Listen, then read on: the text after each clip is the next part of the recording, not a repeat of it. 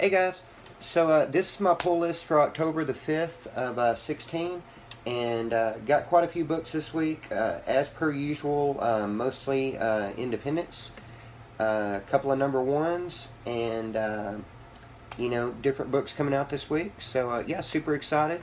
So yeah, this is my pull list. Alright then, so coming out from Dark Horse this week, I got Bounty number 4. Really continue to enjoy Curtis Weeby's writing on this book, man. I like how he writes real strong female characters.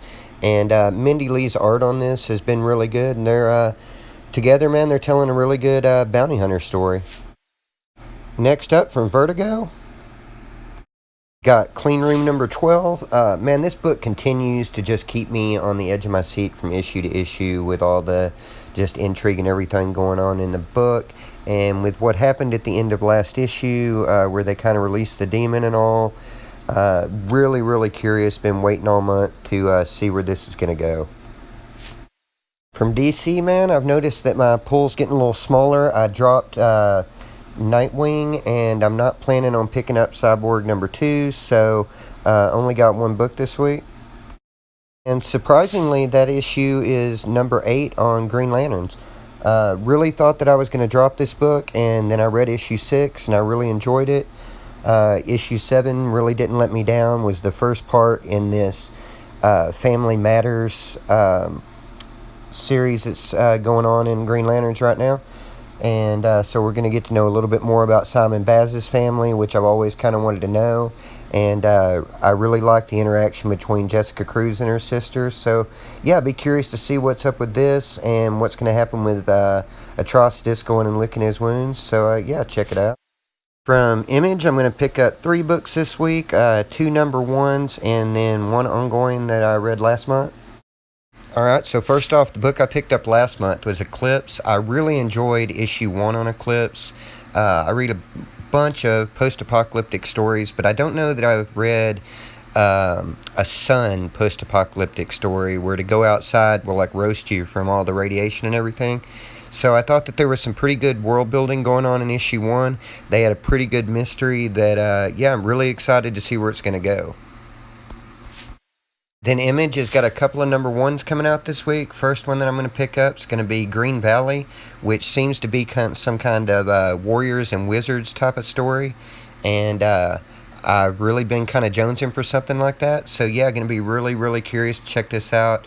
From what I've seen, the art and everything looks amazing. So super cool. And then I'm going to pick up Moonshine number 1. I really, really enjoy Brian Azzarello whenever he's doing some kind of like gangster story. 100 Bullets is one of my favorite things that I've ever read. And yes, I'm really excited to see him get back into a story kind of like that. And this being set in like Appalachia in the 1930s and being a period piece, it just sounds for like a recipe for a lot of different things that I like. And as seems to be pretty usual lately, man, I got a new number 1 coming out from Black Mask. You guys know that I really enjoy Black Mask because they press the envelope on a lot of stuff. I got Black number 1, which I have to say, looking at the preview stuff that I saw in the back of Forever's, I wasn't a huge fan of the art on, but I really like to support Black Mask titles and generally pick up all their number 1s. We talked about this last night on Rebel Comics show and a little bit, and seems to be a pretty controversial book, but at the same time it sold out of 22,000 copies in advance sales from Diamond. So man, it's good to see Black Mask finally getting a little bit of recognition for what they do. And I love me some Boom Studios. Got a couple of staple books from them this week. Pick up Giant Days number 19. I really can't believe that Giant Days is almost up to issue 20, and that I'm still enjoying this series so much for what it is. Just a really, really fun story that, you know, I look forward to every month.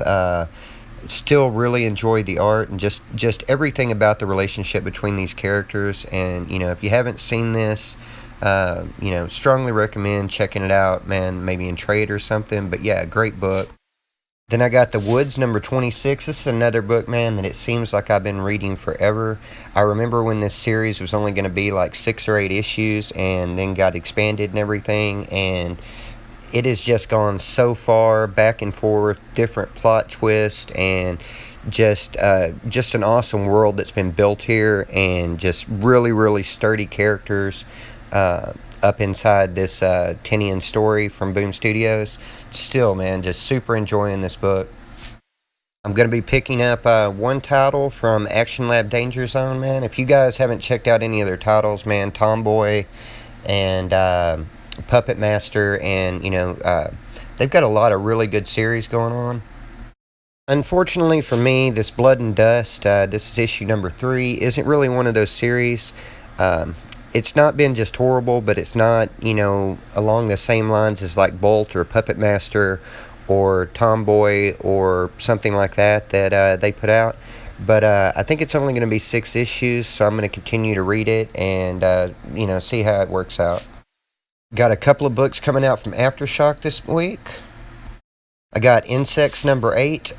Still really enjoying the story that Marguerite Bennett is writing here. She has really, over the last year or so, become like one of my favorite writers with what she did on Catwoman and what she did on Red Sonja. And, Insects is another great book. And Andrea Kirstentina's art on this book is freaking phenomenal. She's another one that, I've loved her since she did the Deep State book. And I just think, man, her art is just beautiful. And, I wish more people were checking this out. I don't see a lot of people checking this book out, but it's been great in my opinion. Gonna pick up Shipwreck number 1. This is Warren Ellis coming over and writing a story for Aftershock. So, that sounds awesome. And Phil Hester, I believe, is the one that's doing the art on it. And, huge fan of his. Aftershock's got a real good way of putting artists and writers together that, I'm really, really looking forward to this series. Been looking forward to it for a while. And, I can't wait to check it out. Couldn't find an emblem for them, but this is Oh Hell number 4 from Underground Comics. And it's about a boarding school in hell. And really like this cover. Basically, they've been training in hell at this boarding school, and now they're being sent out to gather souls. So, really looking forward to seeing where this is going to go. Been really entertaining so far to me. Then last but not least, man, from American Gothic Press, Thin number 2. This is issue 2 of 3. Really, really enjoyed issue 1, but I'm kind of coming to expect that from American Gothic with Killbox and Broken Moon and Thin and other books that I've read from them.